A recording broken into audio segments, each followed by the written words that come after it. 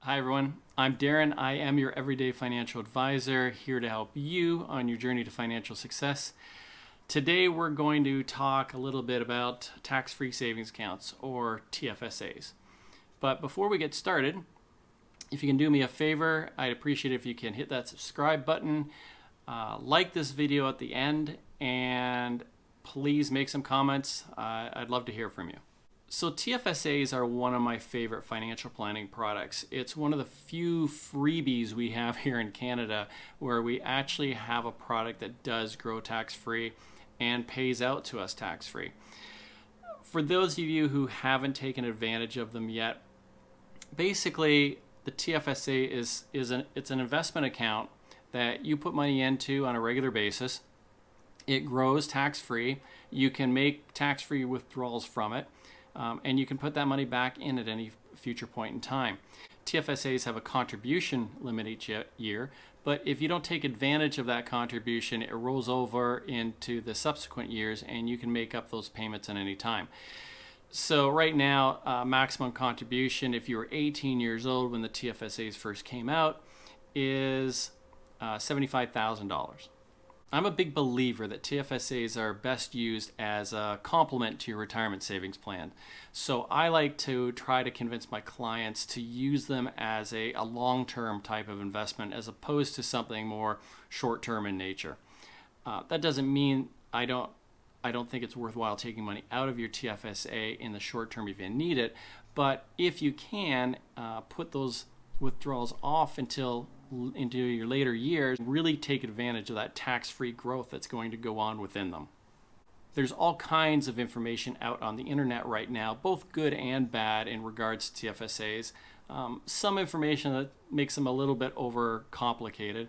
I'm going to kind of narrow down today to the 5 things I think are really important for you to know when it comes to TFSAs. Number 1 on the list is that any withdrawals you make from a TFSA can be contributed back into the plan in the next calendar year. A lot of people think, oh, I got to wait 12 months before I can put the money back in, but that's actually not the case. If you were to pull the money out late in the year, you'd only have to wait until January 1st in order to put it back in. So timing becomes important with your withdrawals in order to get the best tax advantages out of the TFSA.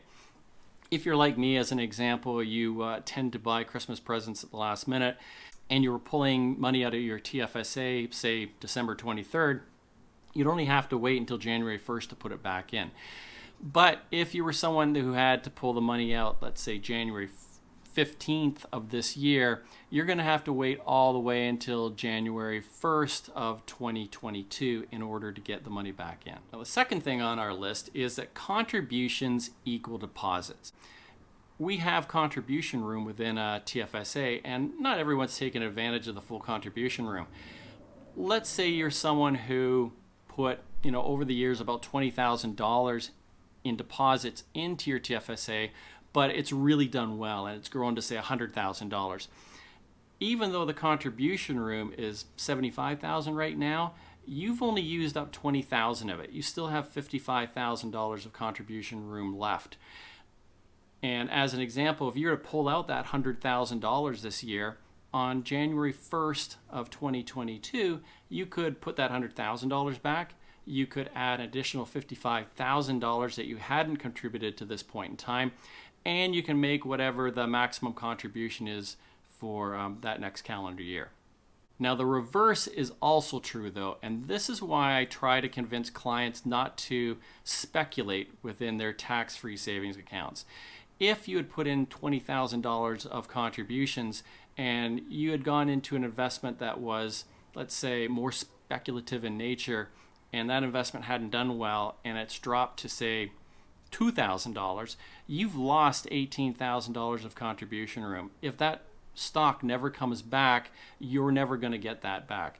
So I tend to lead clients towards more traditional blue chip type of investments when it comes to their TFSA accounts, and leave the speculating to, let's say, in a margin account if you want to set up something like that. Number 3 on the list is that you can find your contribution space in the My CRA account. So you go out to the Canada Revenue Agency's website on My CRA, and you look up My Account, you sign in, and your contribution room will be there. Now, the reason that's really important is because the penalties for over contributing to a TFSA are fairly severe. It's 1% on that over contribution per month. So let's say you've put in $5,000 more than you should have in your TFSA and haven't realized it. After a year, you've been charged 12% interest on that $5,000 over deposit, which is $600. And that's an awful lot of money to lose just by not paying attention. So always go on to My CRA and check out your account out there to make sure that you are within your contribution limits. Number 4 is something a lot of people don't realize, but you can actually trade too much on a TFSA account. So I suggest to clients, don't use a TFSA if you're doing day trading or anything like that. Because if CRA audits you and they determine you've been doing too many trades within your TFSA account, they can actually take your tax-free status away. And right now, we really don't have any idea what too much trading is. CRA really hasn't let anyone know. If you're someone who does a moderate amount of trading, a few trades a year, that's probably not going to, that's not going to be a problem. But if you're someone who does multiple trades per week, that is going to potentially put you into a bad situation. So do your day trading in, say, your margin account. Keep your TFSA more traditional in something like a buy and hold account or an account where you're only doing moderate trading on. And number 5 is, when you set up your TFSA, you have an option of naming a beneficiary or a successor owner.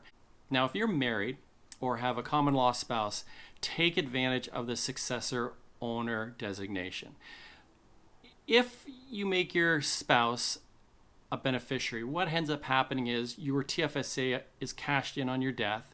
Your spouse gets the money tax-free, but they can't put it now back into their own TFSA if they've already used up all of their contribution room.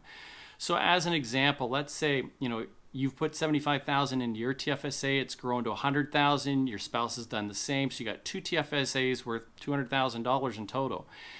If you pass away and you name your spouse as the successor owner, she takes over your TFSA account. She can't contribute anything more to it, but the money that's there continues to grow on a tax-free basis until she decides to take it out. So there's a huge advantage because you have all that extra tax-free growth going on that you wouldn't otherwise have.